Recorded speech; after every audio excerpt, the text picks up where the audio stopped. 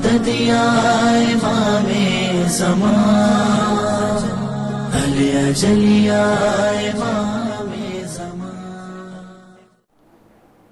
اعوذ باللہ من الشیطان الرجیم، بسم اللہ الرحمن الرحیم۔ شروع کرتا ہوں اللہ کے نام سے جو بڑا مہربان اور نہایت رحم کرنے والا ہے۔ تحفہ درود و سلام پیش کرتا ہوں حضرت محمد مصطفیٰ صلی اللہ علیہ وآلہ وسلم اور ان کی پاک و پاکیزہ آل کی خدمت میں۔ ناظرین کرام، السلام علیکم ورحمۃ اللہ وبرکاتہ۔ میں ہوں مرتضی حسین رضوی اور ایک بار پھر آپ سب کی خدمت میں حاضر ہوں پیغمبر چینل کی جانب سے اپنا پروگرام مثالی معاشرہ لے کر۔ آج پھر ہمارے ساتھ اسٹوڈیو میں موجود ہیں ہمارے مہمان عالم دین علی جناب مولانا ظہیر حسن خان صاحب قبلہ۔ میں آغا کا آج کے اس پروگرام میں استقبال کرتا ہوں۔ آغا السلام علیکم ورحمۃ اللہ وبرکاتہ۔ وعلیکم السلام ورحمۃ اللہ۔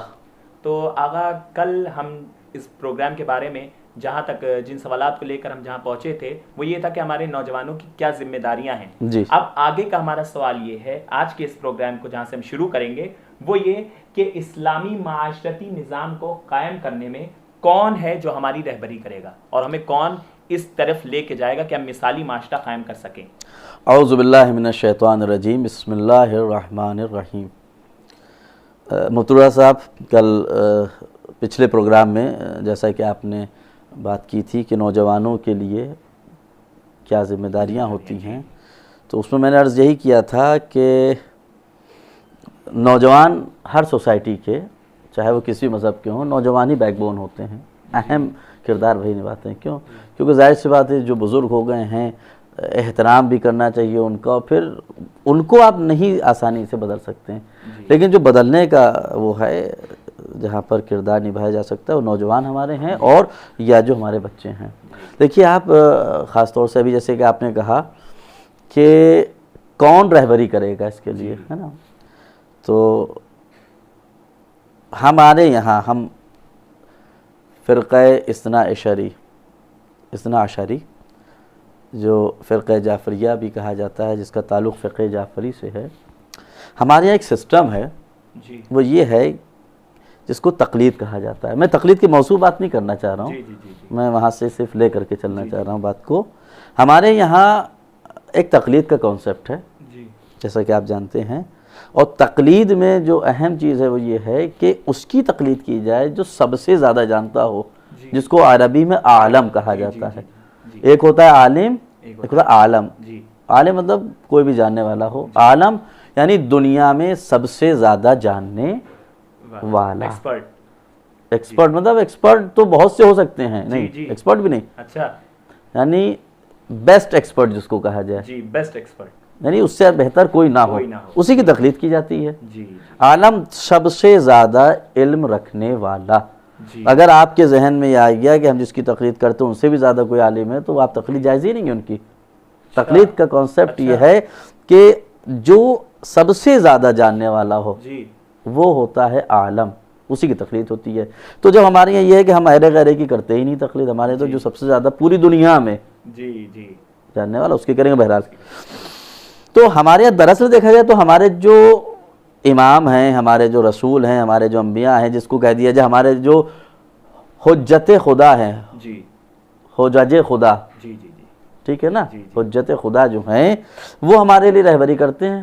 انہوں نے جیسے جو اور انبیاء کرام ہیں کہ اپنے اپنے زمانے میں انہوں نے مثالی معاشرہ قائم کرنے کے لیے جو کردار دیا یا جو سیرت لوگوں تک پیش کی کیسے سے، تو ہمارے پاس تو 1,24,000 انبیاء کرام موجود ہیں، ہمارے پاس 12 امام موجود ہیں، لیکن وہ ہمارے سامنے نہیں، ان کی کتابیں، ان کے اقوال، ایک لمبی بحث ہے۔ بہرحال تو ہمارے لیے بہترین ذریعہ یہ ہے کہ ہم اپنے عالم سے پوچھیں کیا طریقہ ہوتا ہے نا۔ اب آپ دیکھیے خود عصر حاضر میں ویسے تو خود آغا سستانی بہت بڑے عالم ہیں اور بہرحال ان کے دنیا میں سب سے زیادہ مقلدین ہیں، سب سے زیادہ تقلید کرنے والے افراد ہیں۔ میں خود بھی آغا سستانی کا مقلد ہوں، غالباً آپ بھی انہی کے ہوں گے، لیکن اسی کے ساتھ ساتھ اور بھی ہیں جیسے ہمارے رہبر معظم آغا خامنہی، آیت اللہ خامنہی زبردست، اور آج موجودہ دور میں اگر آپ دیکھیں تو بہترین فلسفہ وہ پیش کرتے ہیں رہبری کا۔ خود رہبر معظم کے نام سے وہی مخصوص بھی اس ٹائم ہے، ٹھیک ہے۔ کیا انہوں نے دیکھیے ہم نے کیا کہا، نوجوان چاہیں تو کچھ بھی کر سکتے ہیں۔ انہوں نے کہا کہ دیکھیے 3 چیزیں میں نوجوانوں سے ایکسپیکٹ کر رہا ہوں، 3 چیزوں کی وصیت کر رہا ہوں کہ وہ اس کو پریکٹس کریں، تو خود وہ بھی بدل جائیں گے اور معاشرہ بھی بدل جائے گا۔ انہوں نے کہا کہ سب سے پہلی چیز ہے کہ آپ ایکسرسائز میں سب سے آگے رہیے، اس کو نہ چھوڑیے۔ کیوں؟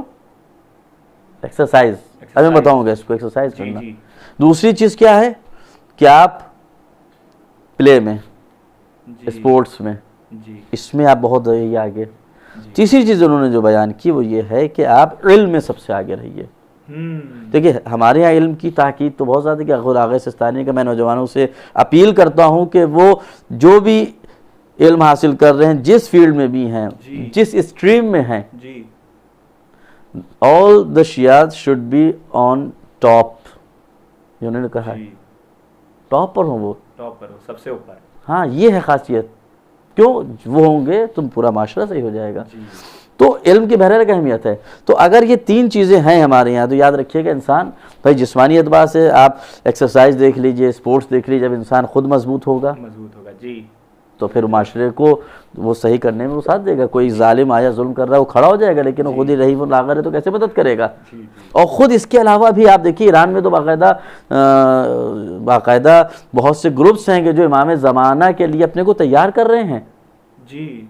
ہم کیوں بھول جاتے ہیں کہ ہمارے امام، ہمارے جو پردے میں موجود ہمارے چاہنے والے امام موجود ہیں، حجت خدا موجود ہے، جن کی وجہ سے زمین یہاں کے اوپر آباد ہے، ہم زندہ ہیں۔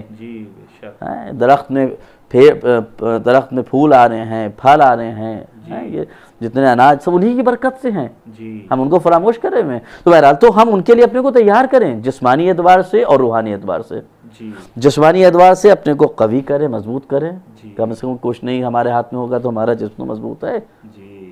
اور روحانی اعتبار سے، اور روحانی اعتبار سے اپنے کو مضبوط کرنے کے لیے بہرحال انسان کو علم کی ضرورت ہوتی ہے۔ جتنا علم آتا ہے اتنا انسان کا کردار، انسان کی روح پاک و پاکیزہ ہوتی ہے، اتنی ہی انسان کے اندر قوت، روحانی قوت پیدا ہوتی چلی جاتی ہے، عبادت و مزہ آتا ہے۔ بہرحال اور جب انسان ان تمام چیزوں کو پر آئے گا، جب علم حاصل کرے گا، عالم بنے گا، پڑھا لکھا ہوگا، تو اس کو دوسروں کی پریشانی سمجھ میں آئے گی جو ہم نہیں سمجھ سکتے ہیں۔ اب دیکھیے بہت سی چیزیں ہوتی ہیں، مثال دیں آپ کو، سوسائٹی کا تمام جو جزیات ہے، تمام چیزیں ان میں سے آپ دیکھ لیجئے، کوئی پڑھا لکھا انسان اگر ہے، آپ اگر اس سے بات کریے تو وہ کسی بھی چیز کے سلسلے میں فیوچر کو دیکھتا ہے۔ خود مولا کا بھی قول ہے کہ کوئی بھی عمل کرو، اس عمل سے کرنے سے پہلے اس کا نتیجہ دیکھو کہ اس کا نتیجہ بہتر آنے والا ہے یا برا ہوگا، تمہیں اس نتیجے سے فائدہ ملنے والا ہے یا تمہیں نقصان ملنے والا ہے۔ بات سمجھیے آپ؟ تو جو بھی عالم ہوگا وہ مستقبل کو دیکھتا ہے۔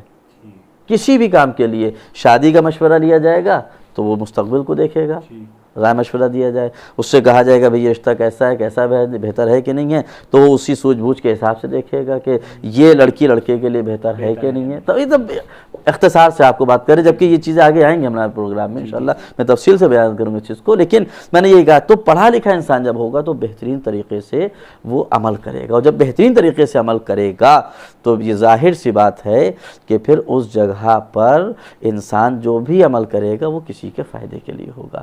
علم فائدہ دیتا ہے، جہالت نقصان دیتی ہے۔ علم معاشرے کو نورانی بناتا ہے، جہل معاشرے کو تاریخ بناتا ہے۔ آپ دیکھ لیجئے جتنی بھی خرافات معاشرے میں ہوتی ہیں وہ جہالت کا نتیجہ ہے۔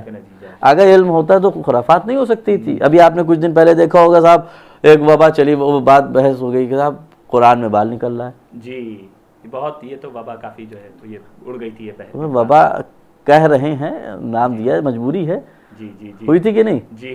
اب یہ کیا ہے؟ عقل مندی ہے؟ نہیں۔ اگر ہمارا معاشرہ علم دین سے واقف و آشنا ہوتا ہے تو اس طرح کی جہالت آمیز گفتگو نہ کرتا، وہ نہیں اس بات کو کرتا۔ کیسے بھئی سیدھی سی بات ہے، انسان قرآن کی تلاوت کرتا ہے، اس کی تلاوت میں سر بھی کھو جاتا ہے، کہیں بال کو ادھر ہوتے ہیں، گر جاتا ہے، اور یہ کوئی بہرحال عقل مندی والی بات نہیں ہوتی ہے۔ اب آپ دیکھیے، اب مثال کے طور پر انسان ہے، میں نے کہا نوجوانی آج ابھی آپ نے دیکھا ہوگا کہ ماشاءاللہ، اور تمام ناظرین نے بھی دیکھا ہوگا کہ یہ جو کووڈ-19 کرونا جو چل رہا ہے، تو اس میں مجھے بڑی خوشی ہوئی کہ نوجوان بڑھ چڑھ کر حصہ لے رہے ہیں کہ کوئی بھوکا نہ رہنے پائے، لوگوں کی مدد کرنے کے لیے. اب بتائیے اگر نوجوان نہ ہوتے، بوڑھوں کو تو ویسے بھی ڈاکٹرز نے کہا ہے کہ ان کی امیونٹی کمزور ہوتی ہے، وہ باہر نہ نکلیں، تو اب کون آئے گا؟ بچے تو نوجوانی ہے نا، اور تو کوئی نہیں ہے.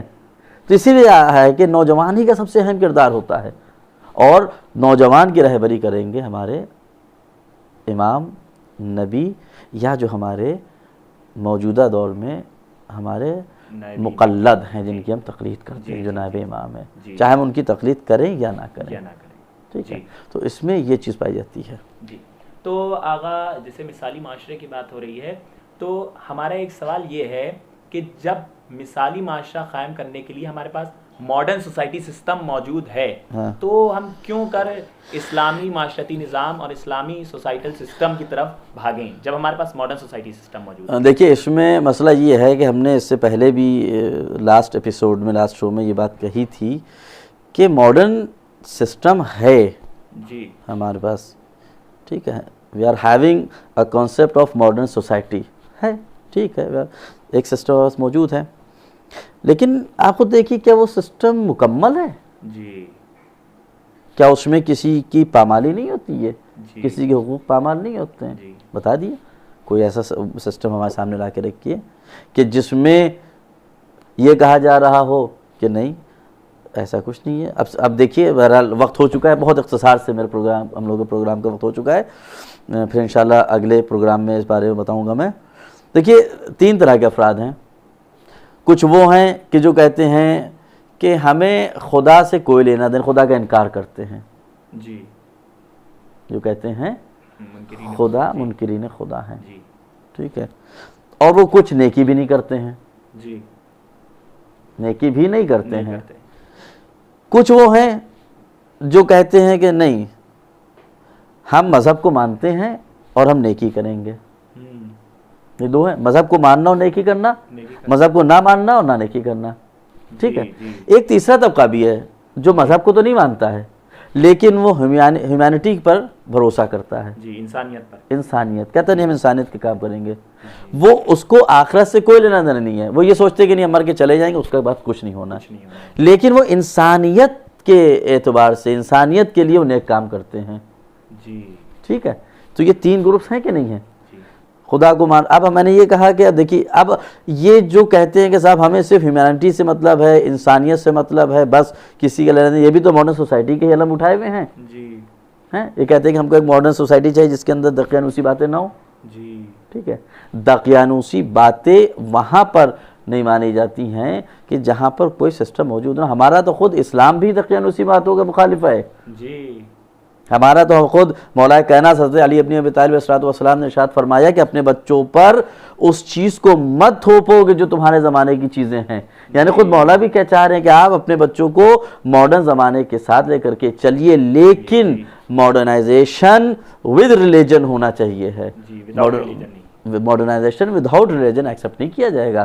جب تک کہ ماڈرنائزیشن کے ساتھ میں ایک ریلیجن کا انجیکشن نہیں ہوگا تب تک کہ آپ کی ماڈرنائزیشن کام نہیں آئے گی. دیکھا یہ گیا ہے کہ بہت سے اپنے بہترین اعلیٰ تعلیم اپنے بچوں کو دلا دی، جی، کانوینٹ میں پڑھایا، پھر آپ نے بہترین کالج میں ایڈمیشن کرایا، بہترین انجینئر، آرکیٹیکٹ، ڈاکٹر بنا دیا، لیکن آپ نے اس کو انسانیت کا درس نہیں دیا. جی.